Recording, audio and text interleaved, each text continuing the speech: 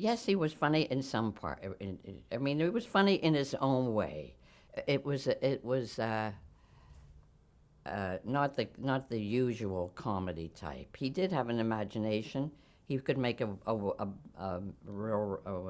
record jump out of its unusual thing. You know, he could do it, and he loved it. He always smoked a cigar. Never was without it.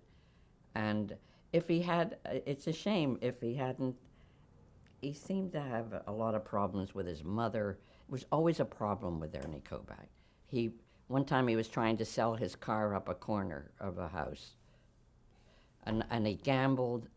He would go into the butcher store, and say a pound of, a steak or something, and he put it on the thing, and whoever came close, pay, one.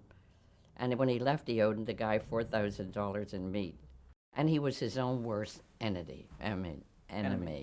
Because when he went to Hollywood, he did pretty good with what's her name, the blonde singer, and he got what he wanted really in the end. He stopped with the little teeny things he was building and moved on, you know.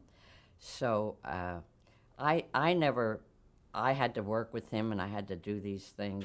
But if I really had to tell you, it just happened and I went along with it. Wasn't making big things out of. But what's the name had a show down there when he would run with the grease. Ernie was telling the audience he wasn't acting then. Right. My coat, I like this big coat. She put the thing, and you'd have to say, Ernie, we're on stage. We're actors. Oh, and then he would go back into thing. That kind of nonsense. It was a character.